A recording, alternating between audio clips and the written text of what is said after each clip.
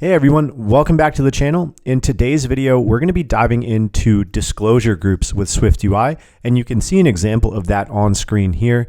It's a super handy UI component that lets you create collapsible sections in your app. So it's a native SwiftUI component, and we're going to get a lot of this functionality out of the box with just a few lines of code. So let's go ahead and hop into Xcode now and get started, guys. So I have this disclosure group module file created. This is part of our SwiftUI bootcamp, guys. We have a free version of this on YouTube and a pro version on the site. The links to both of those are in the description. But let's go ahead and get started just by simply creating a VStack with a spacing of 16 pixels. And I'm just going to go ahead and paste this little header that we have in here so we can get a real feel for what we might be using this for in an actual application with a frequently asked questions sort of section that we have here, right, guys? So now let's dive into actually creating our first disclosure group. So it's as simple as this. We are just going to say, and we are going to select this first option that we see here with title key and content. So if we look at the documentation, guys, this is going to create a disclosure group using a provided string key to create a text view for the label. So we can go here and we can just say what does the membership include? And then we can go and tab over to content and hit enter. And guys, any sort of custom content we want can go inside of this content closure. So I'm just going to add another text component, but obviously you guys could add whatever you want.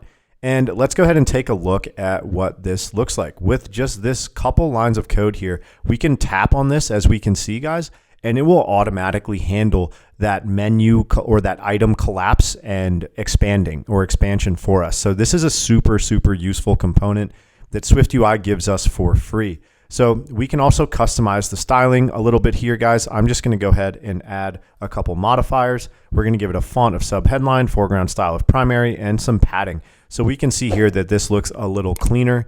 And guys, you can also add multiple disclosure groups and sort of stack them on top of each other. And something that's really cool is it's going to automatically handle the spacing and the position of the relative views surrounding that disclosure group when you expand and collapse it. So as we can see here, this automatically moves the next section down. This moves it up. So we get all of this stuff out of the box completely for free from SwiftUI. So let's go ahead and go into some different types of disclosure groups that we can use and how we can customize them a little bit more and gain a little bit more control over what happens when the disclosure group changes expansion state. So really quickly, let's just go ahead and create another disclosure group here, and we're going to use a different initializer. So let's use this option that says content and label. So this is going to allow us to add a custom sort of label to this disclosure group, guys. As you can see here, this is a text component that says label. We can also just create any sort of custom view that we want for this label here as well. So I could say system name, paper plane, .circle, .fill, and text like messages, right? And then my content could be anything I want. I could say I want some image, system name, mail, right?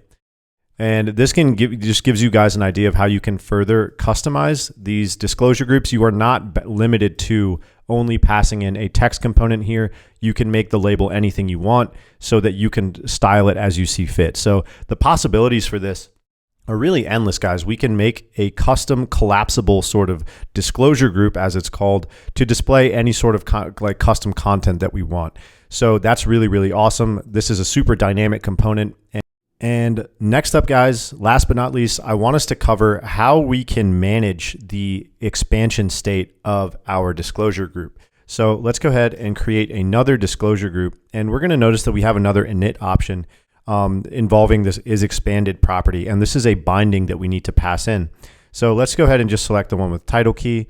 And we could say collapsed. And we need to create a state property to pass this along. So I'm going to do that up at the top. State private var isExpanded is false. And we can go here and just say isExpanded. And our content will just be text some custom content, right? So how can we now utilize this property to potentially change our UI based on the expanded or collapsed state? Well, let's just go ahead and add a simple ternary state here. I could say is expanded. Yes, expanded. No, collapsed, right? And now guys, you'll notice that if I go ahead and tap that, it's going to change the value based on that is expanded state. So we can pass that along as a binding and monitor our state and adjust our UI accordingly, or implement whatever logic we need based on that expanded or collapsed state. It is important to note that if you guys do have multiple disclosure groups, you're going to want to create an is expanded property for each one of those, potentially like some sort of dictionary, because if you were to use the same property for all of them, they would all expand at the same time. So that is going to wrap it up for disclosure groups, guys. A couple exciting announcements I have. I just created this super awesome design library. It's called AppStuff Design. I'm so excited about this, guys. It is a reusable Swift package that comes with a ton of awesome SwiftUI components that I use in my apps all the time. So an example of one is this awesome like slide to act button, right? If you guys want to implement that in your app, it's a component that I have in the design library. And what you're seeing here is a catalog of all of the different components. Like we have this drop down that you guys can use. You can implement component selection like this. You can show errors for that. And this component just gives you a feel for how you can customize these components, guys. So I'm going to show you how to actually implement this stuff. But you know, the buttons are super dynamic. You can have different ranks, different styles, icon or standard.